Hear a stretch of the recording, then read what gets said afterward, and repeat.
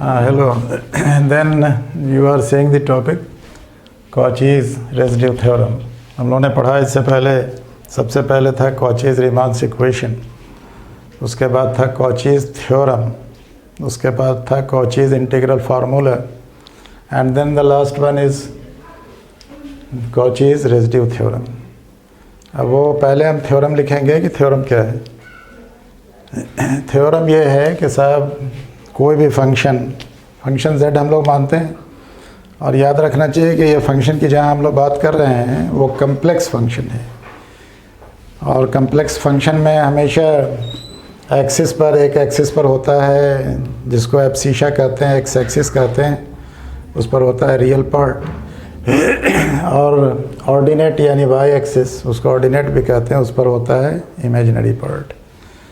तो जितना भी पढ़ रहे हैं हम लोग, ये कॉचीज़ का थ्योरम सारा कम्प्लेक्स फंक्शन से रिलेटेड है. तो थ्योरम इसका ये है कि अगर कोई फंक्शन किसी प्लेन में, और प्लेन जो होता है वो उसको कहते हैं क्लोज्ड प्लेन, जहाँ है उसको बोलते हैं कंटूर.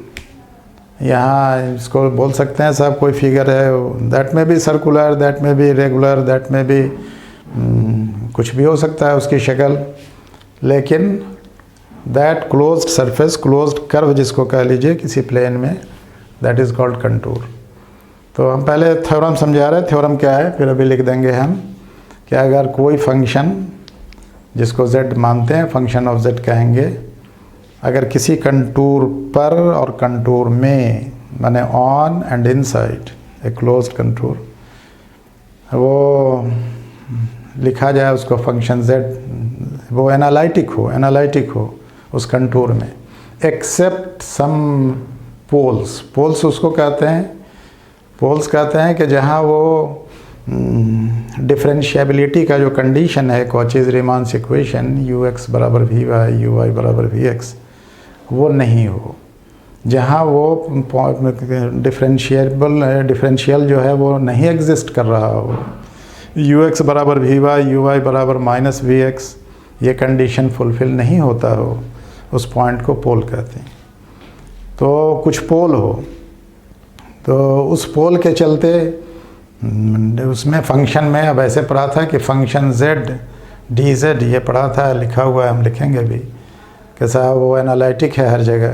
तो वो ऐसा नहीं होगा, वो होगा फंक्शन z dz बराबर होगा 2 पाई, वो एनालिटिक होगा, प्लस वो होगा 2 पाई समेशन आर आई, माने 2 पाई आई लिखेंगे ब्रैकेट, और उसके बाद समेशन आर लिखेंगे, माने रेजिड्यूज कहलाएगा.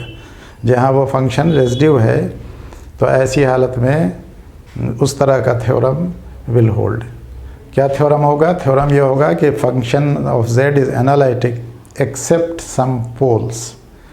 उस पोल्स को हम सर्किल से घेरेंगे, उसको हम गामा 1, गामा 2, गामा 3 कुछ नाम दे देंगे, या n1, n2, n3 कुछ नाम दे देंगे, और फिर उसको, उसका वो सर्किल जो होगा सबका रेडियस हम बराबर लेंगे, जिसको रो लिखेंगे. एक पॉइंट पर सर्किल के अंदर में, पूरे सर्किल के इसमें नहीं होगा, सर्किल पर, सर्किल के अंदर में अगर वो है तो उसके लिए ये होगा फंक्शन z dz बराबर होगा 2 pi i summation r. Summation r माने summation of residues. This is the theorem which I write here now.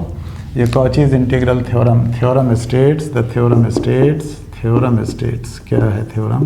ये देखिए, स्टेट्स इफ फंक्शन z लिखा है, is analytic on and inside a closed contour is inside a closed contour. ठीक है. except और करिए mic गिर गया.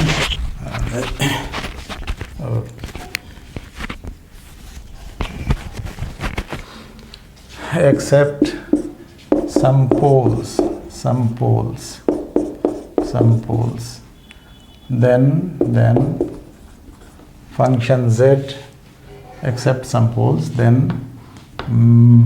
function z ये बराबर होगा, फंक्शन z बराबर होगा, या इंटीग्रल फंक्शन z dz, इसको होना चाहिए ज़ीरो। अगर ये नहीं होता, पोल्स नहीं होता, then it should be zero. तो फंक्शन z dz किसी भी कंटूर पर उसको c कह लीजिए, ये बराबर होगा 2 pi i summation r, where summation r बराबर, वेयर समेशन r बराबर है r1 plus r2 plus r3 plus dot dot dot rn, ये रेजिड्यूज है, ये रेजिड्यूज कहलाएगा, residues. Okay, then this is our theorem and now we have to prove. आप note कर लीजिए, हम फिर बड़ा फिगर इसको बनाएंगे, यहाँ पे एक फिगर बनाएंगे, तो नोट कर लीजिए, ठीक है। क्या लिखा हमने, function z is analytic on and inside a closed contour except some poles, then function z dz इतना बराबर 2 पाई i यहाँ है, ये i माने लोग समझता है ना, i माने है root under -1 imaginary number, then 2 pi i summation r, where r बराबर summation r means r1 plus r2 plus r3 dot dot dot, जो है वो रेजिड्यूज है। अगर ये रेजिड्यू नहीं होता, हर जगह ये होता, तो यहाँ पर जवाब होता ज़ीरो। किस थ्योरम से, कॉचीज़ थ्योरम से। कॉचीज़ थ्योरम जो हम लोगों ने मेन पढ़ा है, उसके हिसाब से यहाँ होना चाहिए ज़ीरो, ये टर्म शुड बी ज़ीरो। लेकिन if there are some poles, then ऐसी हालत में ये summation R will exist and then result will be 2 pi i summation R. Okay, I think there will be no problem इतना में। अब इसके बाद फिगर बनाएंगे, मिटाते हैं इसको।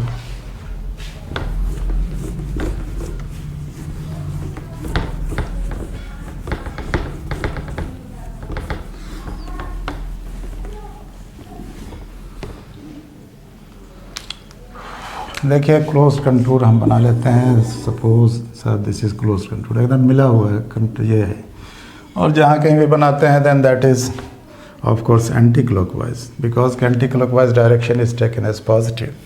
नेगेटिव जो होगा तो then that is negative. This is ये सी है क्लोज कंटूर, और इस पर इसके अंदर में फंक्शन एनालिटिक है।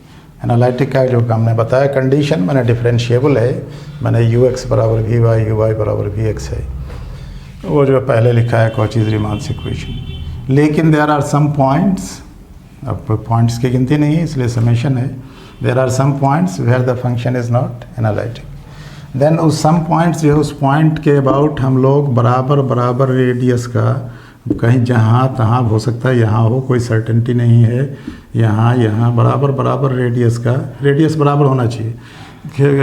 इसमें क्या कहते हैं वो बनाने में, अब वो बड़ा छोटा हो सकता है लेकिन बराबर हो, अच्छा रहेगा। देन ये देखिए, देन इस तरह का कोई पॉइंट है, मान लीजिए यहाँ ऐसे भी बना सकते हैं, यहाँ पर भी एक पॉइंट बना लीजिए कहीं का है सब, लेकिन दे ऑल आर सब बराबर इक्वल्स और रेडियस सेम सबका, ये मान लेना होगा। बनाने में बड़ा छोटा हो जाता है, उसमें कोई प्रॉब्लम नहीं।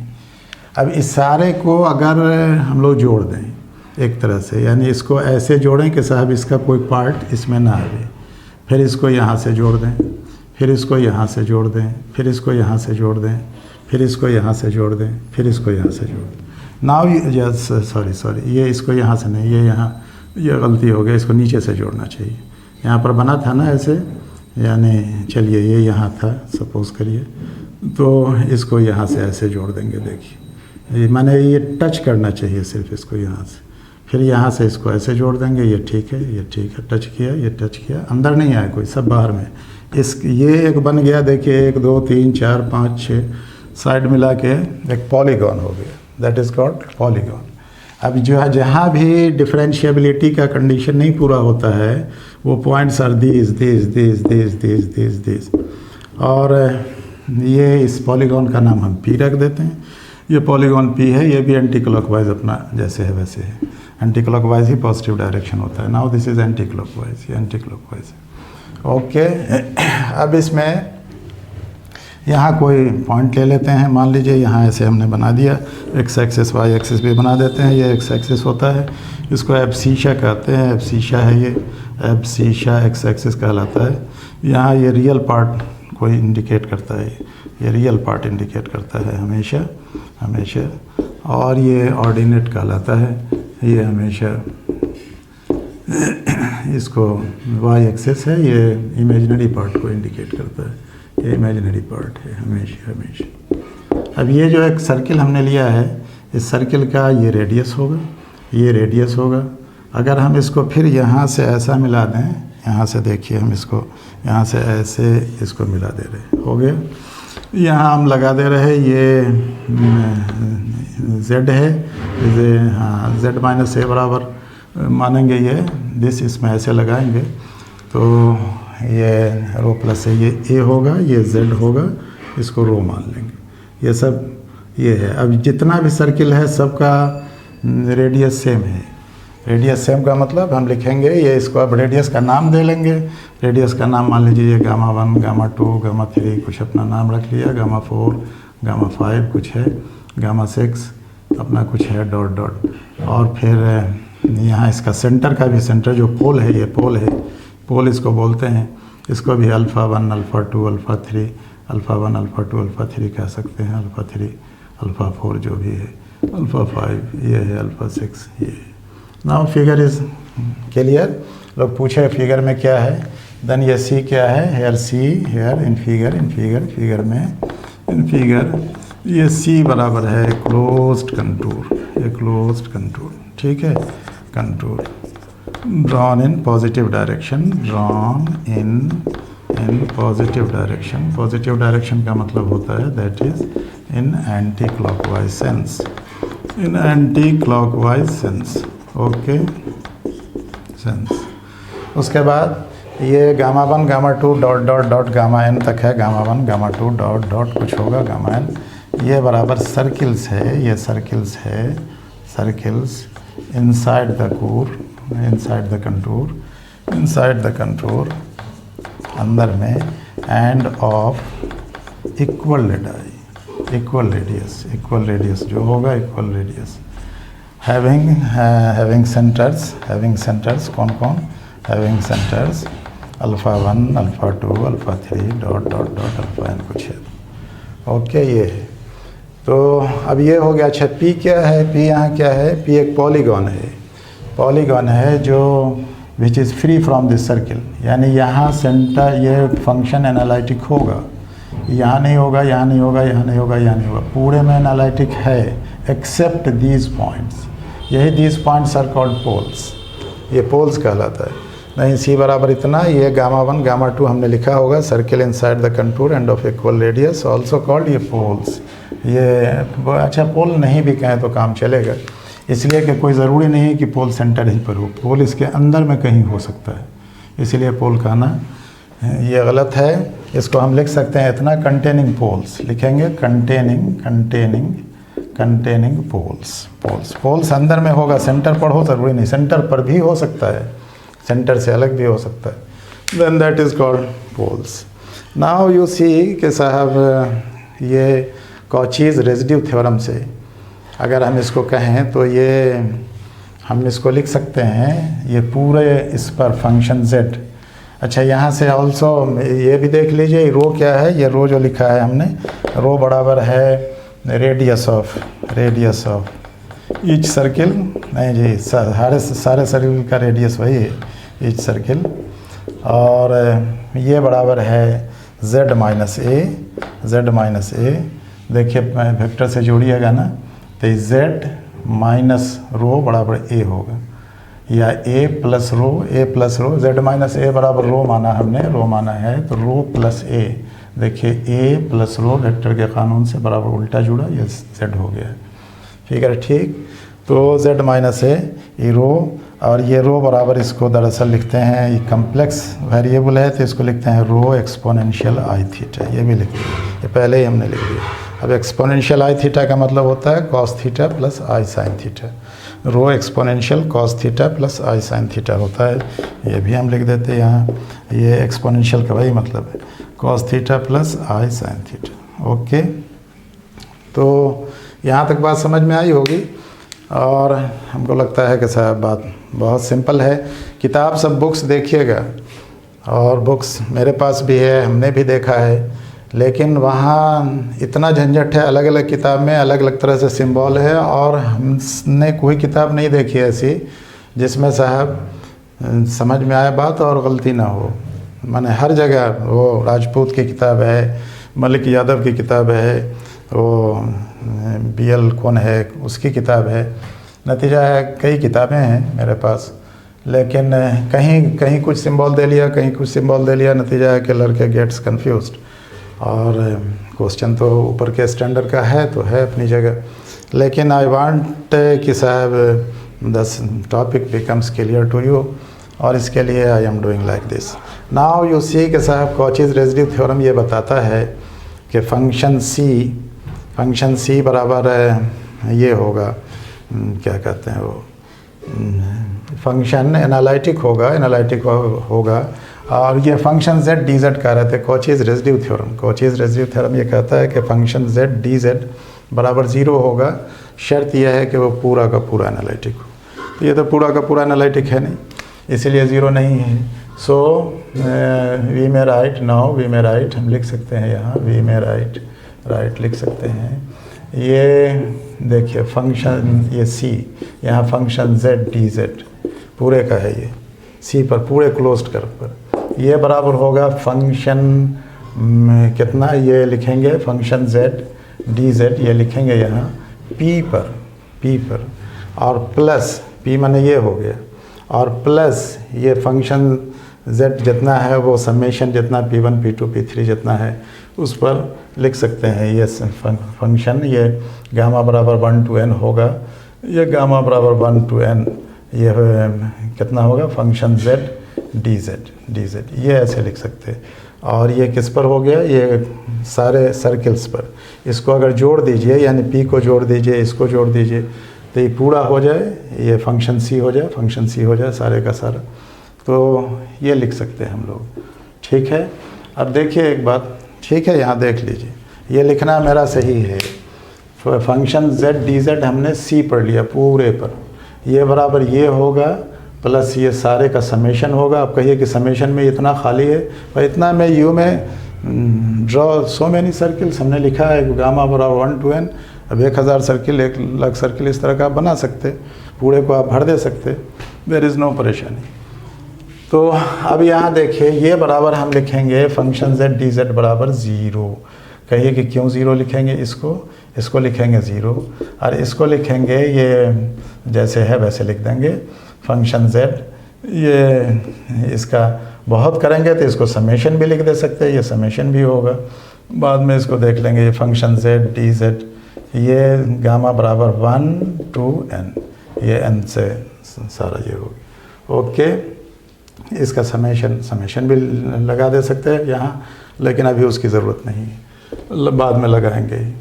तो ये हो गया। अब इसमें देखिए, इसके लिए अपने लोगों के पास एक थ्योरम है, एक एक्सप्रेशन है कि साहब वो क्या होता है, ज़रा सा इधर मिटाएंगे हम इसको, अपना नोट कर लीजिए।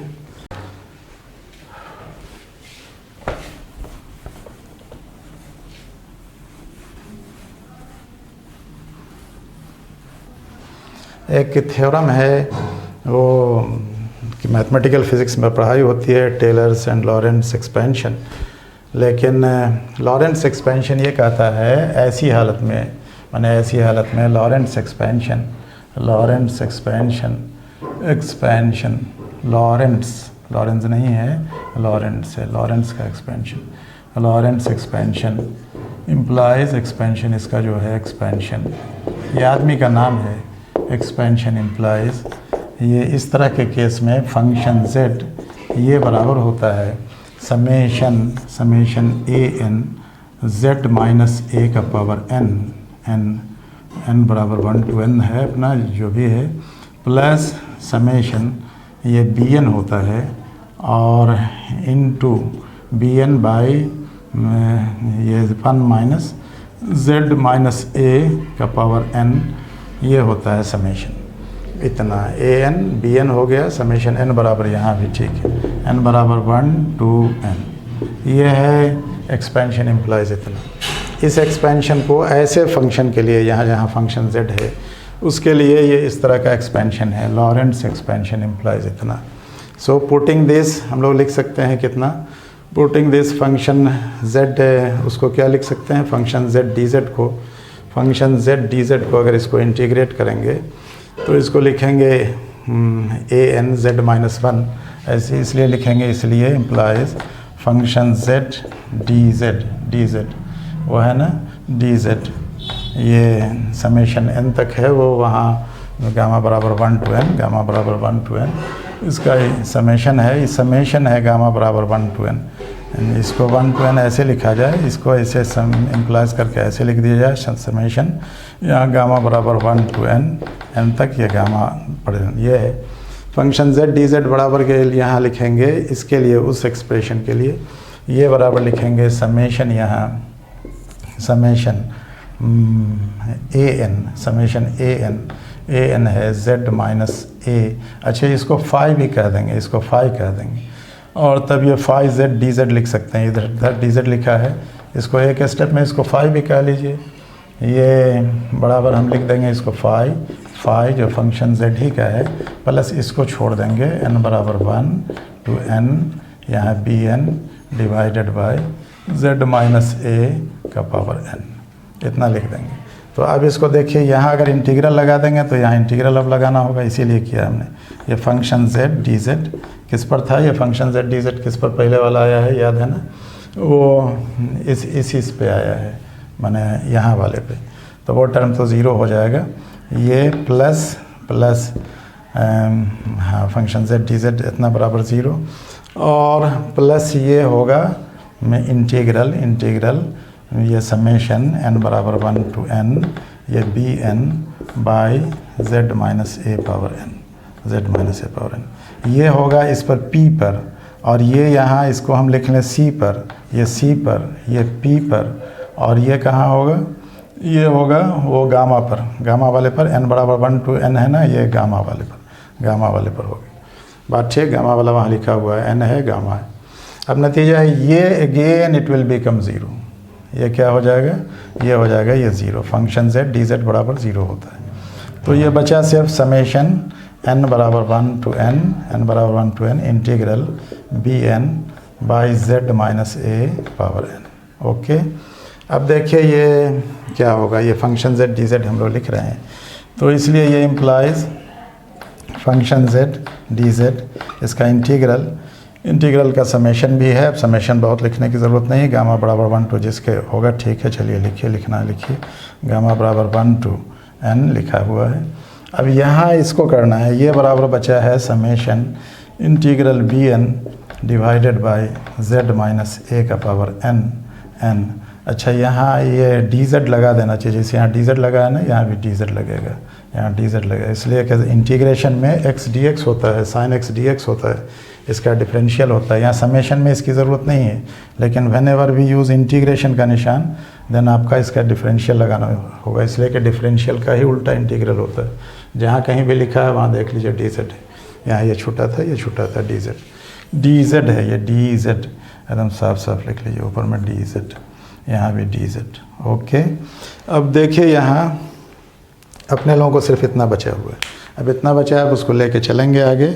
तो और ये इसको हम लिख देंगे कि साहब ये फंक्शन z dz गामा बराबर 1 to n हो गया, तो ये पूरा क्लोज कर्व हो गया, इसलिए कि p वाला टर्म तो कट गया, p वाला टर्म इसमें कट गया, तो इसमें लिखेंगे implies function z dz, function z एक स्टेप और लिख देते हैं dz, एक क्लोज्ड कर्व पर ये लिख देंगे पूरे क्लोज्ड कर्व के लिए। नाउ ये बराबर हो गया समेशन i, मैंने समेशन जितना है यहाँ इसको नहीं लिखा, n बराबर 1 to n, चलिए लिखा हुआ ये, इसका इंटीग्रल n बराबर 1 to n, इसका इंटीग्रल ये B N z minus A power n। अब देखिए अपने लोग z माइनस ए, अच्छा dz भी यहाँ लिखना, dz छूट गया था, यहाँ ऊपर लिखा है यहाँ छूट गया, यहाँ dz भी लिख। अब देखिए ज़रा सा, ठीक है, ओके, वो उतार लीजिए, अब इधर फिर हम लिखते हैं। इसको मिटा देते हैं फिगर को, चलिए कोई ख़ास बात नहीं। अब वो बराबर हो गया, दैट इज़ ये फंक्शन z dz पूरे सी पर फंक्शन z dz। अच्छा एक बात और जान लीजिए, इसमें dz का वैल्यू अपने लोग पहले निकाल चुके हैं ना, वो लिखा था शायद याद होगा, इसके पहले लिखा होगा, हमने लिखा था z माइनस a बराबर रो एक्सपोनेंशियल i थीटा लिखा था ना। तो dz बराबर हो गया था i rho exponential i theta d theta, ये हुआ। अब इसका वैल्यू यहाँ पुट कर देना है, तो ये अब कितना हो जाएगा, पुटिंग दिस वी हैव, यहाँ लिख दीजिए वी हैव, पहले लिखा होगा तब भी कोई गलती नहीं होगी, लोग नहीं कहेगा कि रिपीट किया, पहले लिखे हुए हैं ये शायद, लेकिन again I am writing. Then ये इम्प्लाइज वहाँ से उतार लीजिए, ये पुटिंग दिस वी गेट कितना, फंक्शन z dz पूरे क्लोज कर पर सी, ये बराबर बी एन है, समेशन n बराबर 1 to n तो है ही, यहाँ बी एन कह लीजिए, और ऊपर में dz है, बी यहाँ dz है ना, ये dz देखिए, dz यहाँ ऊपर में है, इसमें कन्फ्यूज़न नहीं हो, इसको यहाँ लिख लीजिए, बात बराबर है। लिखने का तरीका तो यही है कि यहीं पर लिखें, लेकिन dz का वैल्यू यहाँ से पुट करिए। dz बराबर कितना होगा देखिए, i, ये होगा इंटीग्रल है ना, इंटीग्रल करना होगा, इंटीग्रल भी है, i इंटू रो, dz लिखना है, into rho into exponential i theta d theta divided by कितना होगा, z माइनस a है पावर n, तो z minus a power n का मतलब i नहीं, सीधे रो एक्सपोनेंशियल i थीटा, ठीक है। देखिए ये वैल्यू हमने पुट कर दिया है। अब इसमें देखिए कि ये समेशन तो ये हो गया, ये बी एन बराबर 1 to n जितना है, माने ये जितना सर्किल आपने बनाया है, n बराबर 1 to n जितना पोल्स है, ये बी एन। अब इसको एक्सपोनेंशियल आई थीटा तो कट जाएगा, और इसमें देखिए इस थीटा का वैल्यू, माने अगर हम लोग कुछ रखेंगे, n का वैल्यू 1 छोड़ के 2 रखें, 3 रखें, कुछ रखें, तो ऐसी हालत में इसका वैल्यू बदल जाएगा, इसलिए कि यहाँ आई n माइनस 1, अच्छा इसका माने रो आई n थीटा था ना एक्सपोनेंशियल, इसमें n भी होगा, एक्सपोनेंशियल आई n हो जाएगा, n का मान 1 रखिए, 2 रखिए, 3 रखिए, जो भी रखिए, तो ये कट जाएगा। हालांकि अगर छोड़ दें हम तो यहाँ से भी जवाब आ जाएगा, लेकिन n बराबर 1 to इतना करना है, तो इसमें भी तो यहाँ लिखना है n बराबर 1 to इतना, n बराबर 1 to n, यहाँ भी 1 से लेके n बराबर 1 to n, इंटीग्रेशन इसका भी वही होगा n। अब इसमें अगर हम लोग कुछ रखेंगे एक्सपोनेंशियल में, 1 का मान छोड़ के 2 रखेंगे, एक्सपोनेंशियल 2i थीटा होगा, 2i थीटा होगा, तो वो हो जाएगा, शायद याद हो, अगर एक्सपोनेंशियल 2i थीटा हो जाए तो ये होता है cos 2 theta plus i sin 2 theta. और अगर इसका इंटीग्रल हम 0 से 2 पाई तक, n बराबर 1 to n यहाँ लिखा हुआ है, इसलिए यहाँ लिखने की ज़रूरत नहीं हमको लगती, लेकिन फिर भी हम असल दूसरा लिमिट लिखना चाहते हैं, या हम 0 से 2 पाई तक लिखना चाहते हैं। n बराबर 1 to n भी है, चलिए यहाँ हम लिख देते हैं 0 से थीटा वेरिएबल है, 0 से 2 पाई तक, 2 वैल्यू हो सकता है, कोई झंझट नहीं। तभी अब यहाँ देखिए कि cos 2i थीटा लिखेंगे तो cos 2 theta plus i sin 2 theta होगा, ये समझिए। और थीटा का वैल्यू 0 रखेंगे तो cos 0 1 हो जाएगा, होगा 2 थीटा रखने पर cos 0 1, और ये कितना होगा, रो यहाँ नीचे में n है ना, रो n पे, हाँ रो पावर n है, 1 सेकंड, तो यहाँ एक ये छूट गया है, इसमें रो लिखा हमने ना, लिखा था यहाँ रो पावर n भी हो जाएगा, एक्सपोनेंट रो आई थीटा था, यहाँ n से इसमें मल्टीप्लाई हो जाएगा, यहाँ रो पावर n था, तो यहाँ भी n से मल्टीप्लिकेशन भी हो जाएगा, इंटू n भी हो जाएगा, n, इसलिए कि समेशन है, n बार हो जाएगा। अब इसमें अगर हम n की जगह 1 छोड़ के कुछ लिखें तो यहाँ cos 2 थीटा हो जाएगा, cos n थीटा में, अब प्लस i sin 2 थीटा होगा। अब ये cos 2 थीटा 1 होता है 2 रखने पर, थीटा 0 रखिएगा तो cos 0 1 हो गया। यहाँ देखिए थीटा का मान 0 रखिए, cos 0 1, और sin का मान 0 तो 0, तो ये 0 हो गया, ये ठीक है 1 रखने पर। अब 1 छोड़ के बाकी कुछ भी रखिएगा तो ये मामला गड़बड़ होगा। 2 रखने पर cos 2 थीटा होगा, और फिर आई साइन 2 थीटा होगा, ये टर्म फिर ज़ीरो हो जाएगा, सारे का सारा ज़ीरो। यहाँ n का मान आप रख सकते हैं, मैक्सिमम कितना रख सकते हैं, n का मान 1, n का मान 1 छोड़ के कुछ भी रखिएगा तो ये cos 2 थीटा माइनस आई साइन 2 थीटा हो जाएगा, इसलिए कि ये टर्म ज़ीरो होता है। ये 180 डिग्री होगा थीटा का मान, थीटा 180 डिग्री है, cos 180 माइनस 1 होगा, नतीजा ये टर्म ज़ीरो हो जाएगा। तो ऐसे यहाँ इसमें इसको ऐसे भी एक टर्म और लिख लीजिए इसमें, यहाँ n बराबर 1 to n है, ज़ीरो, ये 0 से 2 पाई तक इसको इंटीग्रेट करना है। ये हो गया i into rho exponential 1 minus n theta हुआ, n है यहाँ और यहाँ 1 है, तो 1 माइनस n ऊपर जाके निगेटिव हो जाएगा, एक और लिख लीजिए। और इनटू है exponential i theta D theta, वो तो अपना कटेगा, एक्सपोनेंशियल i n थीटा लिख लीजिए, n थीटा, तो 1 माइनस n हो गया तो i थीटा ही लिखिए, और इनटू n है डी थीटा, डी थीटा। तो इसमें ये याद रखिए कि साहब वो लिख दिया हमने सब, n D theta, n D theta है।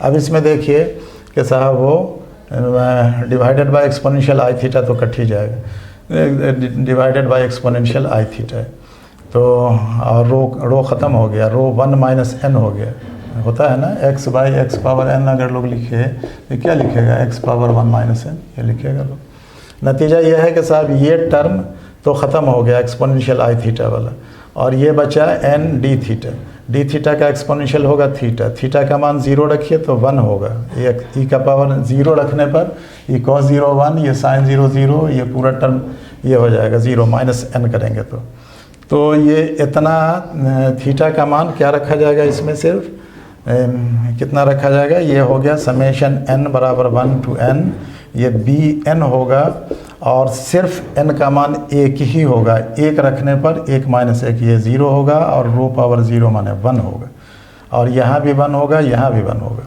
नतीजा है कि ये एक्सपोनेंशियल सिर्फ डी थीटा इससे ही कट गया, ये सिर्फ इन डी थीटा बचेगा, n का मान 1 होगा, i होगा, i को बाहर ले आइए, i यहाँ ये i देख रहे हैं ना, बाहर ले आइए, ये n इंटू डी थीटा है यहाँ, एक्सपोनेंशियल ये इंटीग्रेशन डी थीटा का मतलब होगा कितना, 0 से 2 थीटा माने 2 पाई, तो ये डी थीटा माने इंटीग्रल डी थीटा माने थीटा होगा, थीटा का मान 0 से कुछ रखिए, n का मान 1 रखने पर ही आएगा, तो ये बराबर कितना हो गया, हाँ बी एन इंटू आई इंटू ये 1 हो गया, 1 हो गया, और फिर इतना बचा है, तो ये कितना बचा, अब ये बी एन के लिए सिर्फ आई बचा।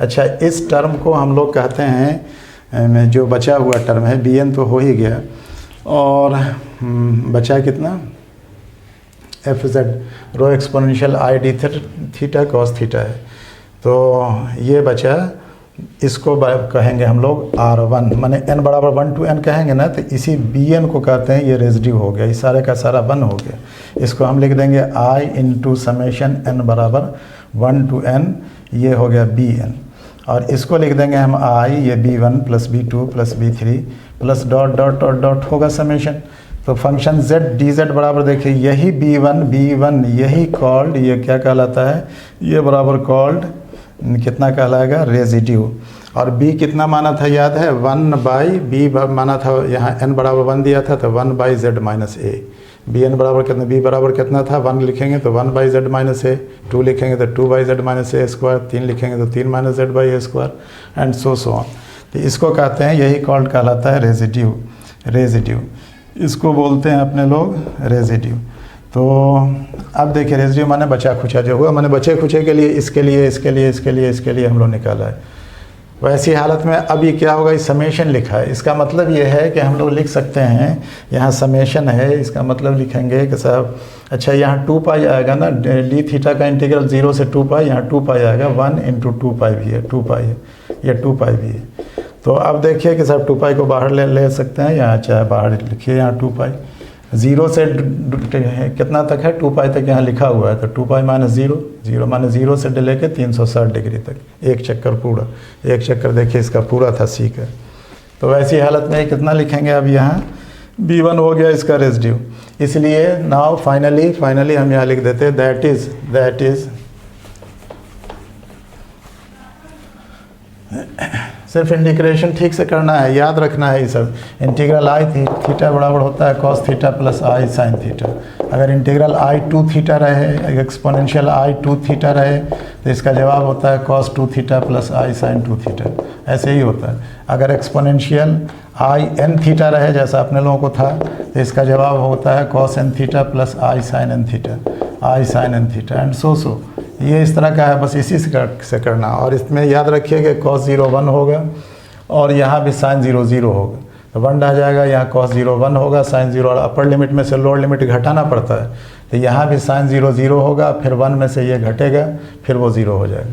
माने 2 थीटा, अगर थीटा x 360 डिग्री है तो नतीजा सारा टर्म 0 होता चलेगा, सिर्फ 1 रखने पर ही वो टर्म बचेगा। तो ऐसी हालत में b1 हो गया कॉल्ड रेजिड्यू, फर्स्ट रेजिड्यू। इसी तरह से सो वी में राइट। अब उसमें समेशन है, समेशन तो हम लोग लिखा, समेशन हर जगह कर ही रहे हैं, समेशन को ही किया। तो इसी तरह इसको हम लिखेंगे called residue and represented by, इसी को लोग रिप्रेजेंटेड बाय आर लिखता है, रिप्रेजेंटेड बाय इसी को लोग लिखता है R1 से R1 R2 R3 dot dot dot. तो सो कितना हो गया, फंक्शन z dz, ये पूरे क्लोज कर पर ये बराबर कितना हुआ 2 पाई और समेशन r, या 2 पाई i भी है 2 पाई i समेशन r माने क्या हो गया, समेशन r माने है R1 plus R2 plus R3 plus dot dot dot. इसलिए कि सब में देखिए इंटीग्रेशन में समेशन लगा हुआ है, समेशन इंटीग्रेशन का जो वैल्यू आवेगा समेशन उतना जुड़ेगा। तो जितना भी वैल्यू आवेगा सिर्फ n बराबर 1 रखने पर, और बाकी सारे टर्म पर वो कैंसिल आउट हो जाएगा। इसलिए कि साहब वो इस फार्मूला से आप देखिएगा, यहाँ ये इसमें से इसको घटाइएगा, यहाँ थीटा का मान पहले 0 रखिए तो कॉस 0 1 साइन 0 0, और फिर 2 पाई रखिए तो फिर होगा कॉस 2 पाई में 360 डिग्री, वो भी 1, और फिर ये 0, तो 1 में से 1 घटेगा कितना होगा 0। यानी हमेशा ये टर्म 0, ये टर्म तो हमेशा 0 होगा, ये टर्म 1 हुआ करेगा। अब 1 जो होगा माने 1 माइनस 1 होगा, बिकॉज के 0 से 2 पाई तक हम लोग इंटीग्रेट किया है ना, n बराबर यहाँ 0 से 2 पाई तक। कॉस 0 भी 1 होता है, कॉस 2 पाई भी 1 होता है, तो अपर लिमिट में से लोअर लिमिट घटाएंगे तो कैंसिल आउट हो जाएगा, 1 माइनस 1 0। और साइन वाले टर्म में साइन 0 भी 0 होता है, साइन 360 भी 0 होता है, तो 0 में से 0 घटाइएगा, that will make no matter. तो इसीलिए अपने लोगों को क्या लेना है, ये 2 पाई थीटा का वैल्यू 2 पाई रखना है या थीटा का वैल्यू 0 रखना है, और वैसा रखने पर सिर्फ 0 ही जवाब आएगा हमेशा। सिर्फ एक हालत में जवाब आएगा 1, किस हालत में, जब वो थीटा का मान कितना डिग्री हो, कॉस यानी n का मान 1 ही रखें, कॉस 1 थीटा रखें, तो कॉस साइन 1 थीटा होगा, तो थीटा का मान 0 रखेंगे कॉस 0 1, और थीटा का मान फिर 2 पाई रखेंगे वो 1, और ये साइन टर्म वाला 1 हो जाएगा, यानी 1 माइनस 0 1 होगा। तो एक ही मान इसमें आ सकता है और वो वही है। इसलिए ये हमने कर दिया फंक्शन z इतना बराबर, and this was our task. ये this is Cauchy's residue theorem, this is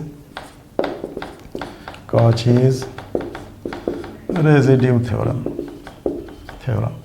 you में कंसल्ट दूसरा बुक्स, और दूसरा बुक में आप देखिएगा, उसमें हमने जो बदला है वही कुछ थोड़े कि हम अपने मन गढ़ंत कोई बात बताते हैं, बात सब वैसे ही मिलेगी, लेकिन उसमें कहीं सिंबल n लिखा है, कहीं m लिखा है, कहीं p लिखा है, कहीं s लिखा है, एक ही को बदल दिया है हमने, हर जगह n ही रखा है, और उसमें बहुत कन्फ्यूज़न है कहाँ से लेके चला कहाँ को करके वैसा किया है।